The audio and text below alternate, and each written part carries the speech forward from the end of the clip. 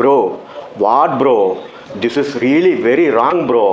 யாரை பற்றி பேசுகிறோம் பார்த்தீங்கன்னா, இந்த நேஷ்னல் அவார்ட்ஸ் வந்து செலக்ட் பண்ணுவாங்கள்ல அந்த கமிட்டி, நேஷ்னல் அவார்ட் ஜூரி அப்படின்வாங்களே, அவங்கள பற்றி தான் பேச போகிறேன். ஏன்னா இப்போல்லாம் எப்படி அவார்டு கொடுக்குறாங்கன்னா, அதாவது ஒரு ஆக்டிங்கில் வந்து ஒரு புதுமை காமிக்கிறவங்களுக்கு கொடுக்க மாட்டாங்க, ஒரு நல்ல கதைக்கு வந்து கொடுக்க மாட்டாங்க, ஒரு நல்ல கருத்துள்ள ஒரு படத்துக்கு வந்து கொடுக்க மாட்டாங்க. இப்போல்லாம் எப்படின்னா மாஸ் காமிக்கிறாங்க, ஐயோ மசாலா இருக்குது, ஓ 10 வில்லன் அடிக்கிறானா வா அப்படின்னு சொல்லிட்டு எடுத்து கொடுக்குறாங்க. அந்த மாதிரி தான் இந்த வாட்டி வந்து ரொம்பவும் எக்ஸ்பெக்ட் பண்ண ஒரு படம்.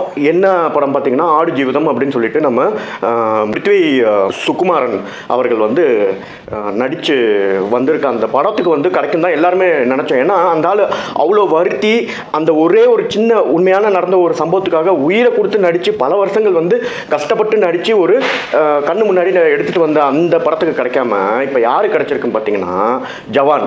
ஜவான் ஹே ஜவான் ஹீ ஊ. டேய் ஷாருக் கானே ஒத்துக்க மாட்டாரா அவருக்கு வந்து நேஷனல் அவார்டு கொடுத்தது. அவர் நடித்து வெளிவந்த ஒரு சூப்பரான கண்ணீர் மல்க நம்ம வந்து பார்க்கக்கூடிய ஒரு படம் இருக்குது ஸ்வதேஷ், அதுக்கே அவர் கொடுக்கல. இது வந்து ஒரு மட்டமான ஒரு படம், அதுவும் எப்படி அட்லி எடுத்த ஒரு காப்பி கட் படம். சரி ஆடு ஜீவிதத்துக்கு தரல, வேற ஏதாவது நல்ல படத்துக்கு கொடுத்தாங்களா? அயோத்தின்ற ஒரு படத்துக்கு கொடுத்துருக்காங்களா பார்த்தீங்கன்னா அதுவும் இல்லை. ஏன்னா அயோத்தி வந்து மத நல்லிணக்கத்தை பற்றி பேசுகிற ஒரு படம், ஸோ அதுக்கும் வந்து கொடுக்கல. இந்த வடக்கணங்களை தான் வந்து செலக்ட் பண்ணி வச்சிருக்கானுங்கன்னு நினைக்கிறேன் நேஷனல் அவார்டு ஜூரியா.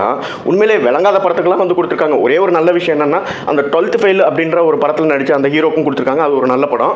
அப்புறம் வந்து பார்த்தீங்கன்னா நம்ம சவுத்தில் வந்து பார்த்தீங்கன்னா ஊர்வசி மடத்துக்கு கொடுத்துருக்காங்க, அவங்க வந்து டிசர்விங். அப்புறம் எம்எஸ் பாஸ்கர் சாருக்கும் வந்து கொடுத்துருக்காங்க. உண்மையிலே அந்த பார்க்கிங் படத்தில் வந்து ரொம்ப அந்த கேரக்டரை பார்த்தாலே எரிச்சல் அடையக்கூடிய அளவுக்கு வந்து வேலை செஞ்சுருந்தவர் தான் வந்து நம்ம எம்எஸ் பாஸ்கர். ஸோ அதெல்லாம் டிசர்விங்.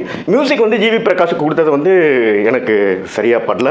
ஏன்னா வந்து ஏஆர் ரஹ்மான் வந்து அந்த பொன்னியின் செல்வத்திலையும் சூப்பராக பண்ணியிருந்தார், ஆடு ஜீவிதத்துலேயும் வந்து நல்ல பிஜிஎம்ல போட்டிருந்தாரு. ஸோ அவருக்கு கொடுத்துருக்கலாம்.